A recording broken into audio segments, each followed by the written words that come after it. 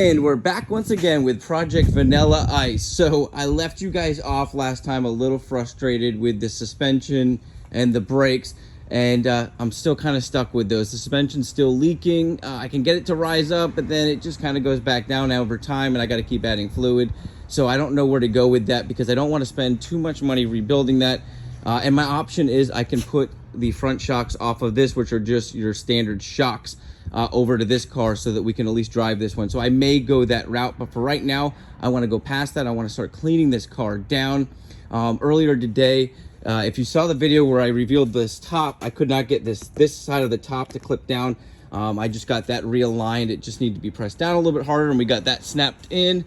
And now I can go along and clean this thing because it is really disgusting. Years and years of buildup. You can just see along here. When we revealed the top, you could see it wasn't terrible, but it does need a washing, a nice clean down. This whole car just needs a refresh. It is not going to be a tutorial video. This is not going to be a professional detailing. This is going to show you what you guys can do with very simple tools on a car that needs a lot of help. And let's just jump inside and take a look at how bad this is before we get started, because we're going to pull these seats out and you'll just see all the years of grime and buildup. Obviously, tears and rips we're not going to be able to do anything about, but we will be able to pull a lot of this stuff out, deep clean it, and we're going to use basic stuff. So Super Clean has been an awesome sponsor of the channel, so we're using a lot of that product. We'll start with the wheels, although we are going to be changing these wheels. That I think I have a set that you guys are going to really like, and that'll be on a future episode. We're going to use some detailing brushes on the inside and basic cleaning products, and I do want to see if we can polish it out, compound and polish the car out, using a basic polisher that I've used many times from Harbor Freight. And I just wanted to pick up some decent soap, so I grabbed some soap for the car, and we'll probably clay bar and that type of stuff. So we'll just kind of skim through a lot of this, but I know it'll look really cool once we're done. It's not going to be anywhere near perfect, guys, so don't expect that. But this does have some decent paint in most of the areas, and I'm excited to see how it comes out. As you can see, it's slammed to the ground, but without further ado, let's back this thing up and get started.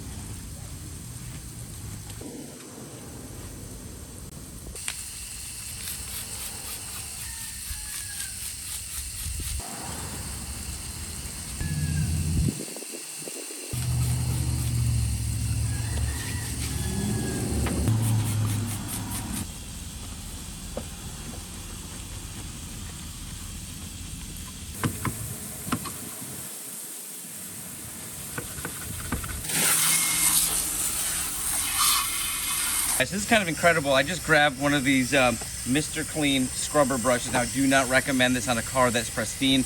This could be abrasive and rub off some of the paint, maybe scratch it, but this is pretty damaged up, and all of this muck that's right here is coming right off just by rubbing this gently on here. I can't believe it. Well, it's time to go ahead and swap the shocks out. I got sick and tired of trying to move Vanilla Ice around, slammed to the ground, and it's a pretty simple process, as you guys will see here. Now, in our black car, the parts car, we had some standard shocks that we can move over. Now, this car is going to get back on the road as well, too, but we're going to be putting in some very nice coilovers in this, so we won't be needing these shocks. Now, from what I recall driving this car in the past, the shocks were still good, and the springs were very good. So we may even swap the springs over. Let's get these shocks over and see what it does.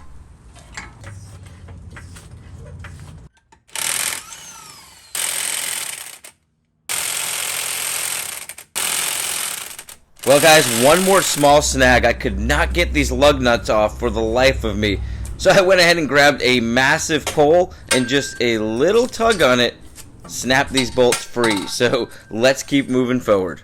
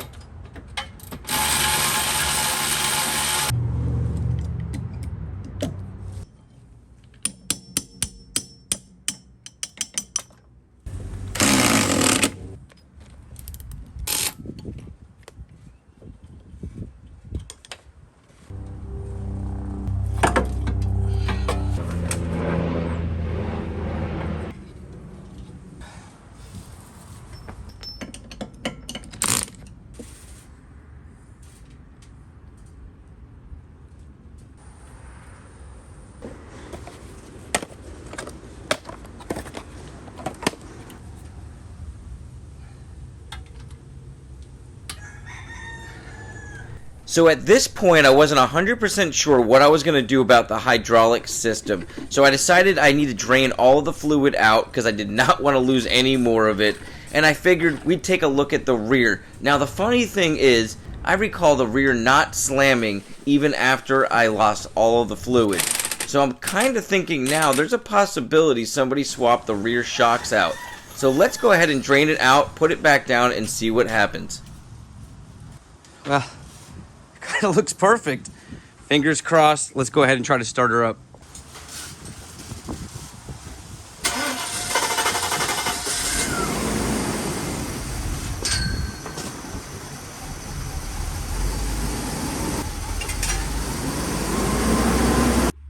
Well guys, good news, bad news, and kind of strange news about what we just did swapping that suspension out. So we've got the shocks put into our front now that do not require the hydraulic system, and we've drained all the fluids out, and it's working up front, but I took it for a ride and it's bouncing like crazy, so I think our springs are shot. So we can take the springs off the parts car, because parts car is not going to be a full parts car. That car is coming back to life, but I'm going to be putting a full coilover system on there, so I don't need the spring. So we'll try to do that, but good news now is we can move the car without damaging that fender up front, and it seems to be holding really well. Strange news is the rear has not dropped. Now there could be residual in there, but I really feel like somebody swapped the shocks out. I've not taken these rear tires off or lifted it up to take a look, but that could be my guess, and maybe they looped it because we've had a dash light on. We've had a suspension dash light on since I've got the car, and I'm thinking that there's a sensor or something that they unplugged in the rear. So with all that out of the way, now I can move the car around at least. I know we're gonna have to figure that out. And I want to clean the trunk out, because when I was trying to wash it, because we are going to have to rewash the whole car now. We got a lot of grease and grime on it. We're going to clay bar it. We're going to go ahead and polish it. And I'll fill you guys in on that. So I got a whole bunch of cleaning supplies, even more stuff than I had before. With that said, I want to clean my trunk out because I want to try to get all the crap that's all caught up in the corner. And I already took some stuff out, and look, you guys might have seen this in the background. I found the stand for our hardtop. So this car came with a lot of stuff for what I paid. Not a bad thing there, so that's worth something, and it's kind of cool. And our soft top is in decent shape, so that's other good news. So let's go ahead and dive into it. Let's get this cleaned out. I'll back it up. We're gonna start doing a full deep cleaning on this car, and the next video we'll dive into pulling all the interior out and fixing all the little things and cleaning that up the best we can. So let's get going.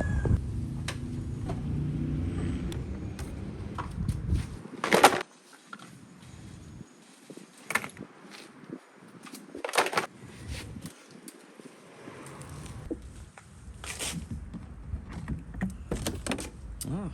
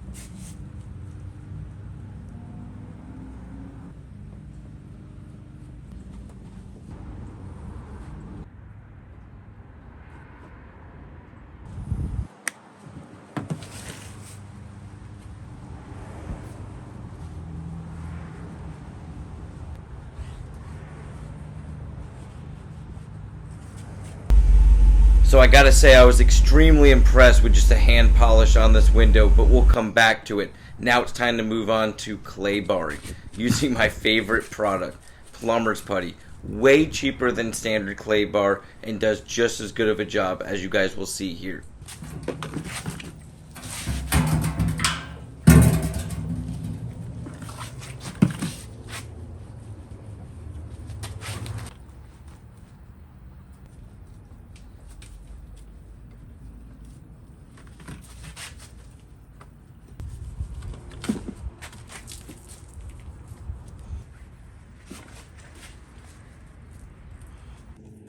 So at this point I wanted to test out the magic eraser and some super clean on our front bumper since it was completely shot and so dirty. Now I do not recommend this on any painted surface, but in this circumstance I was willing to take a rip.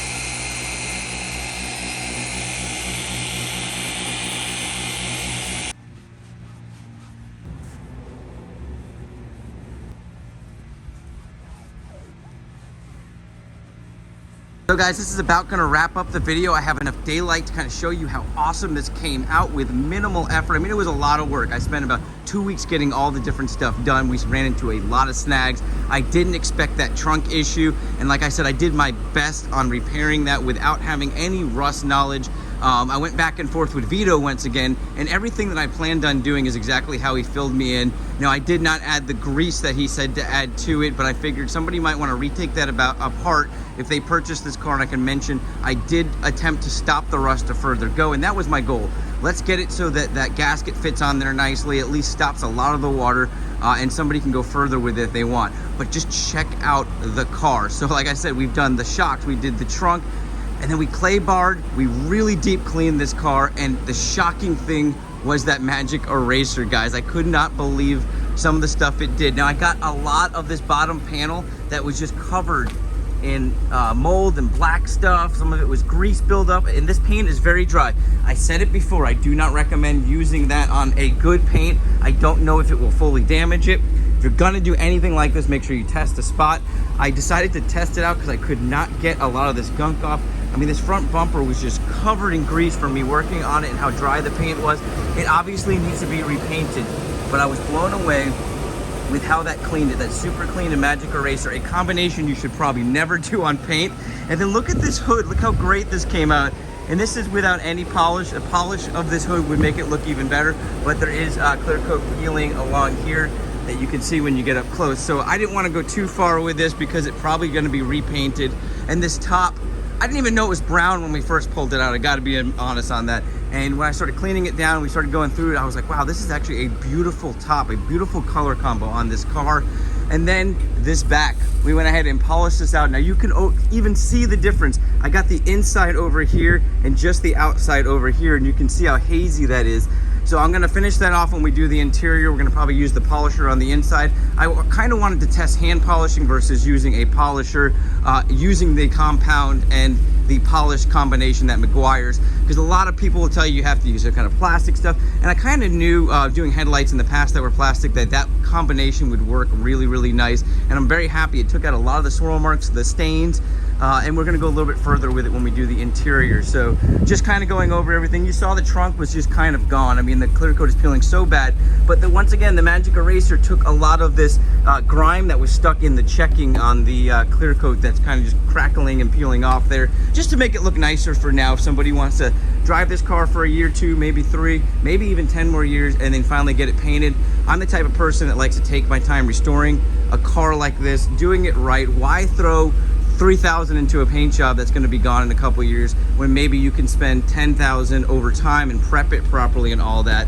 So once again, guys, my name's Pete. This is Pete's Carport. Let me know in the comments what you think. And obviously some of the techniques I use are definitely not what you want to do if you're doing a good full detail. I just wanted to try some things out on a car that I knew was going to need a repaint in the future, and some of them worked. I was very excited about it. And we're going to do things like that on the interior too, guys. So like I said, once again, my name's Pete. This is Pete's Carport. You guys have an awesome day, a blessed week, and I really hope you enjoyed this video.